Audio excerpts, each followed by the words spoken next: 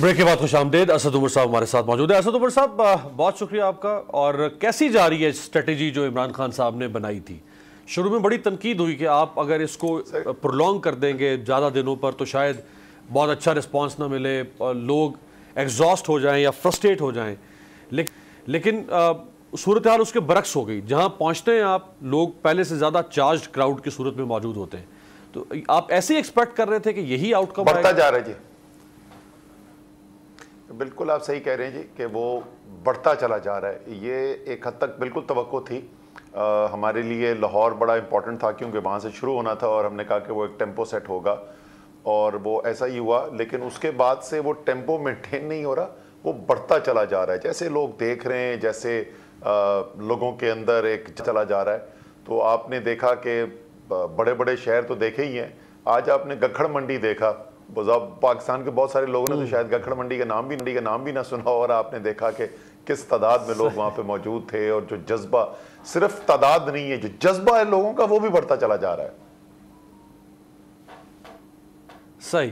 اچھا, اب قریب ہو رہے ہیں. میرا خیال ہے شاید کل جب آپ سفر طے کریں گے تو تقریباً آپ راول پنڈی کے قریب اور لاہور کے درمیان پہنچنے والے ہوں گے. تو آدھا سفر طے ہو چکا ہوگا اور آدھا سفر باقی ہوگا.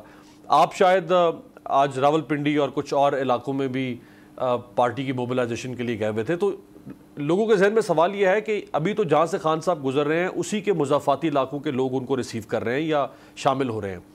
ڈیرہ غازی خان ڈویژن ہے, ملتان ڈویژن ہے, بہاولپور ڈویژن ہے, سگودا ڈویژن ہے. اگر میں صرف پنجاب کی بات کروں, یہ لوگ کب پہنچیں گے؟ یہ جی بالکل آپ صحیح کہہ رہے ہیں کہ وہ جی ٹی روڈ کے اوپر تو آ رہے ہیں. تو میں نکل آیا تھا 2 دن پہلے. پہلے میں نے سرگودا ڈویژن کی اور پنڈی ڈویژن کی میٹنگز رکھی ہوئی تھیں, اور پھر میں فیصل آباد گیا ہوا تھا فیصل آباد ڈویژن کی میٹنگز کے لیے, اور پشاور بھی گیا کے پی کا ریویو کرنے کے لیے.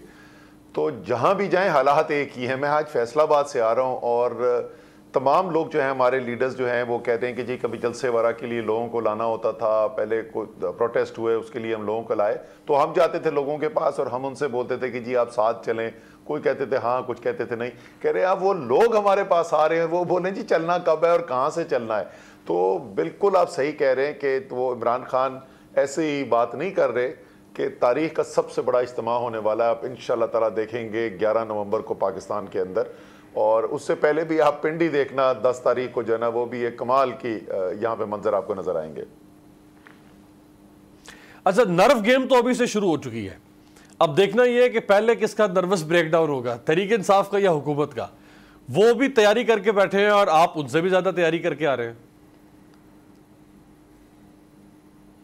سر فرق یہ ہے کہ ان کا انحصار جو ہے وہ لاٹھیاں, ڈنڈے, سوئی گیس اور اس قسم کی مختلف چیزوں کے اوپر ہے, اور ہمارا انحصار جو ہے پاکستان کے عوام کے اوپر ہے.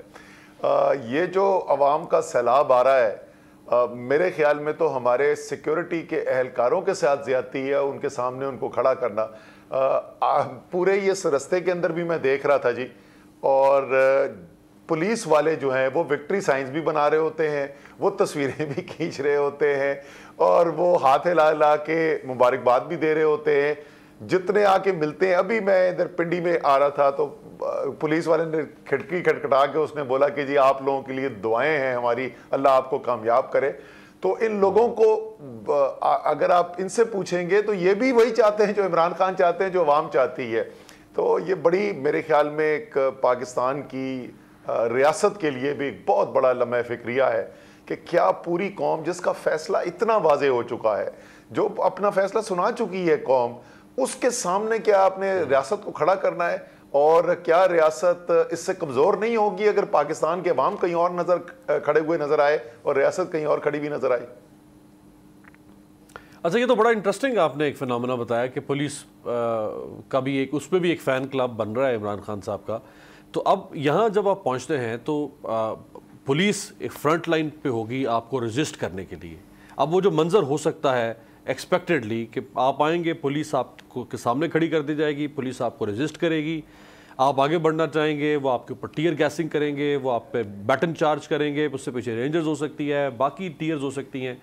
تو جو یہ آپ بتا رہے ہیں کہ پولیس تو خود اس وقت آپ کے اس موومنٹ کو اپریشیٹ کر رہی ہے، تو اگر یہاں اسلام آباد پولیس گورنمنٹ کے آرڈرز ڈیفائی کر دے کہ ہم اپنے لوگوں کے اوپر کیسے گولی چلائیں، تو یہ تو بڑا ایک عجیب صورتحال ہو سکتی ہے سر۔ جی وہاں پہ انشاءاللہ تعالیٰ یہ صورتحال پہنچنی نہیں ہے، لیکن ان کی بھی انٹیلیجنس کی رپورٹ جو ہیں اگر سچی رپورٹنگ پر جا رہی ہیں تو ان کو بھی پتہ چل رہا ہوگا کہ ان کے اپنے جو لوگ ہیں ان کے اندر اس وقت کیا جذبات ہیں، لیکن یہ انشاءاللہ تعالیٰ اس کی نوبت ہی نہیں آئے گی۔ ہم نے انتظامیہ کو ایک این او سی کے لیے جو ہمارا آئینی حق ہے وہ اپلائی کیا تھا، وہ ظاہر ہے ٹال مٹول کر رہے ہیں، تو کل جو ہے اس کا نوٹس ہو گیا، ہائی کورٹ کے اندر ہم نے پٹیشن فائل کر دی ہے اور ہم کورٹ کی اجازت لینے کے بعد یہاں پر آئیں گے۔ انہوں نے ریڈ زون کو ایکسپینڈ کر دیا ہے، خوف اتنا زیادہ ہے، اور میں بار بار پوچھتا ہوں خوف ہے کس سے؟ ان کو اپنے قوم سے خوف ہے۔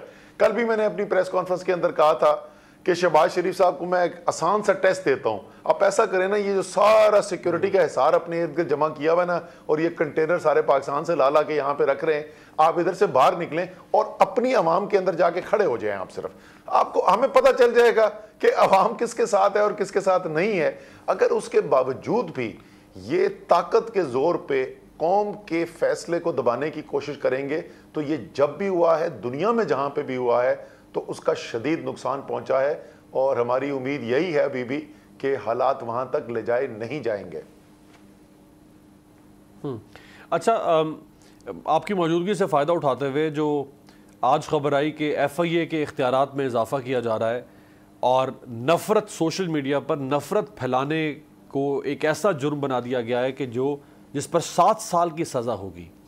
کوئی ایسی پوسٹ اگر لگتی ہے ایف آئی اے کو، ابھی تو یہ قانون نہیں ہے، تو ایف آئی اے جو کچھ کر رہی ہے اعظم سباتی سے لے کے باقی لوگوں تک، تو آپ کو نہیں لگتا کہ یہ اسٹیٹ اس قسم کے فیشسٹ بیہیویئر اگر اختیار کرتی ہے اور یہ اپنے شہریوں کے لیے ہراسمنٹ کا ماحول بنا دے کہ وہ بولتے ہوئے ڈریں، وہ لکھتے ہوئے ڈریں، وہ کہتے ہوئے ڈریں، تو یہ ڈیموکریٹک نارمز کو ہم ٹرمپل اوور کر رہے ہیں یا یہ ڈیموکریٹک نارمز کو ہم اسٹرینتھن کر رہے ہیں اس ملک میں؟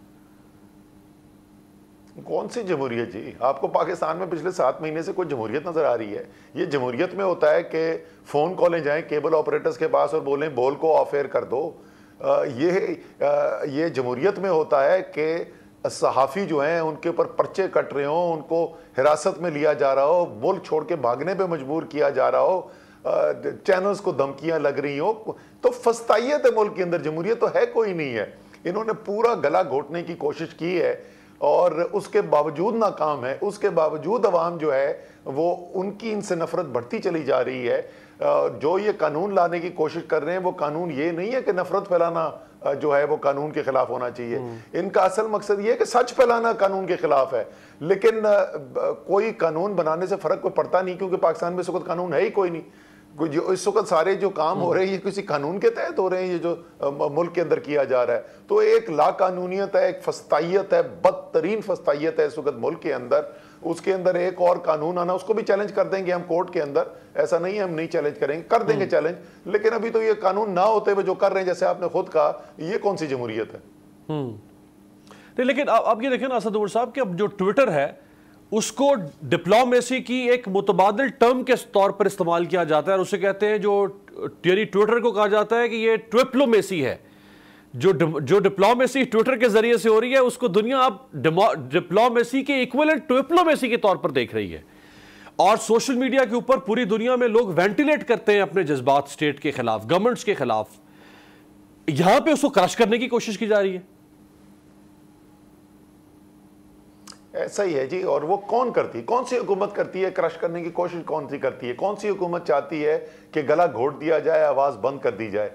جو سچ پر نہیں کھڑی ہوتی، جس کو پتا ہوتا ہے کہ قوم اس کے خلاف ہو چکی ہے، جو بدترین ڈکٹیٹرشپس کے اندر ہوتا ہے، کیونکہ اس امپورٹڈ حکومت کو پتا ہے کہ یہ کسی جمہوری پروسیس سے نہیں ہے اس وقت حکومت میں آئے ہوئے، یہ ایک بیرونی سازش، بیرونی مداخلت کے ذریعے حکومت میں آئے، ضمیروں کی منڈی لگا کر یہ حکومت میں آئے۔ عوام کے تو ووٹ کے اوپر آئے نہیں، ان کو تو 10 اپریل کو ہی پتا چل گیا تھا، پہلے دن ان کی حکومت کے کہ عوام کے ادھر کھڑے ہوئے، اور عوام نے ان کو مسترد کر دیا ہے۔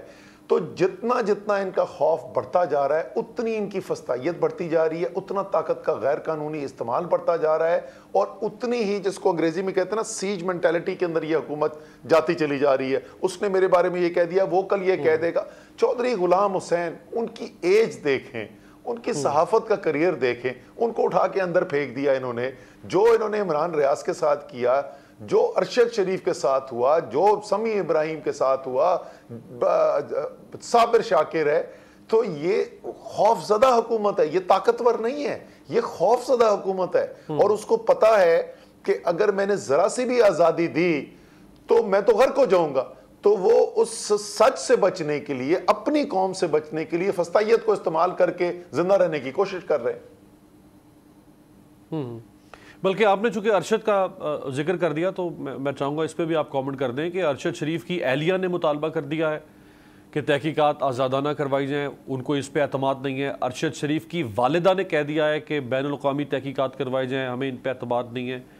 صحافی جو ارشد کے قبیلے سے ہیں، ہم مطالبہ کر رہے ہیں کہ پاکستانی اداروں کی تحقیقات پہ اعتماد نہیں ہے۔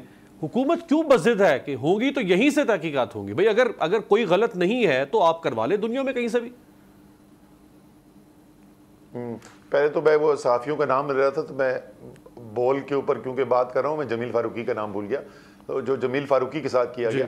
دیکھیں یہ جو ہے ہماری جو ارشد شریف کا جو ہوا ہے قتل، سارا پاکستان، اب تو ایک نہیں، ارشد بہت سارے لوگوں کے ساتھ رابطے میں تھا نا، تو سب نے کس طریقے سے آ کے بتا دیا کہ ارشد نے بتایا سب کو کہ میں خطرے میں ہوں، مجھے اطلاعات آ رہی ہیں کہ میری جان کو خطرہ ہے، اسی لیے وہ ملک چھوڑ کے بھاگنے میں کامیاب ہوا۔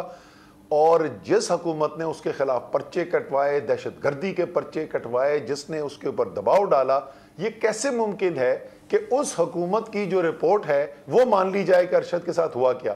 تو کسی صورت میں یہ رپورٹ جو ہے یہ قابل قبول نہیں ہوگی۔ یہ بالکل آپ صحیح کہہ رہے ہیں۔ اسی دن صبح کو جس دن ان کی شہادت کی خبر آئی ہے، میں صبح کو ان کی والدہ سے ملنے گیا تھا، انہوں نے اس دن بھی یہی بات کی تھی، اور نہ ان کے گھر والوں کو یہ قبول ہوگا، نہ پاکستان کی قوم کو یہ قبول ہوگا کہ یہ ایک وہ جو کہ ملزم ہے لوگوں کی نگاہ کے اندر وہی رپورٹ بنا دے۔ رائٹ، آخری 2-3 منٹ ہے اسد عمر صاحب۔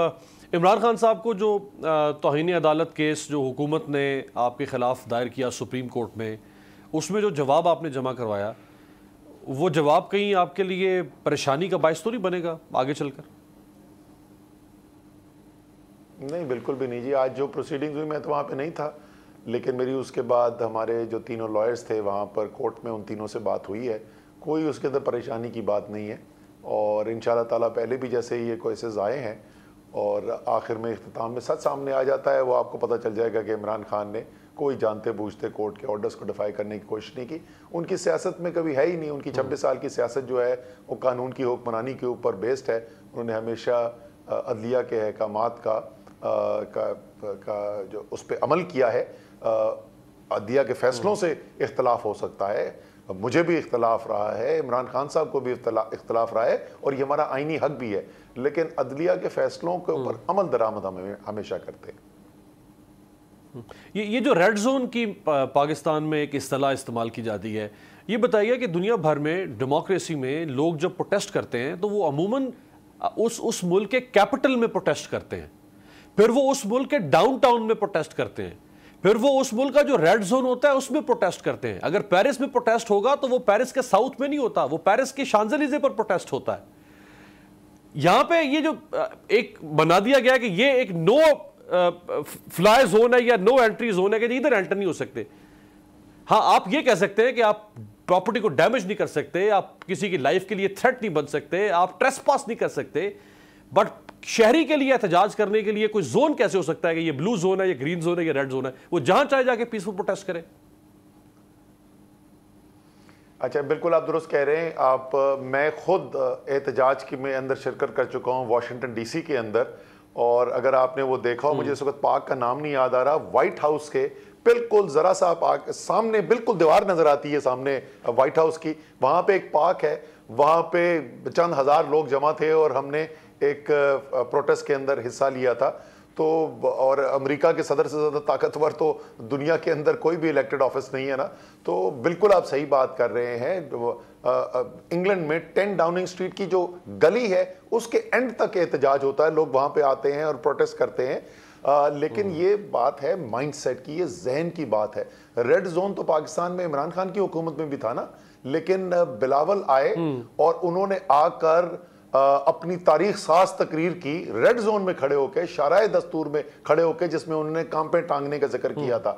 تو عمران خان کی حکومت کے اندر وہی سارے قانون ہوتے ہوئے عمران خان نے تو کسی کو نہیں روکنے کی کوشش کی تھی, کیونکہ سادہ سی بات ہے, عمران خان کو پتا تھا کہ عوام میرے ساتھ ہے. جس وقت جو حکومت بیٹھی ہو اس کو پتا ہو پیچھے اس کے عوام کھڑی ہے نا, اس کو کسی کا خوف نہیں ہوتا, جدھر مرضی جا کے احتجاج کرتے رہے. ان کو پتا ہے عوام ان کے ساتھ نہیں ہے, اس لیے یہ گھبرائے ہوئے ہیں. بالکل, بلکہ ہمیں یاد ہے کہ جس وقت آپ نے الیکشن کمیشن کے خلاف احتجاج کرنا چاہا اس حکومت کے دور میں, تو شہر کو کنٹینرائز کر دیا گیا اور آپ کو شارع دستور کی طرف نہیں جانے دیا گیا. لیکن آپ کی حکومت کے دور میں جب پی ڈی ایم نے الیکشن کمیشن کے خلاف احتجاج کرنا چاہا تو پی ڈی ایم ٹرکوں پر سوار ہو کر کانسٹیٹیوشن ایونیو پر آئی اور انہوں نے وہاں پروٹیسٹ کیا. تو یہ ہمیں بہرحال ایک ہپوکریسی تو نظر آتی ہے. بہت بہت شکریہ اسد. ایک بریک پہ جاتے ہیں, بریک سے واپس آئیں.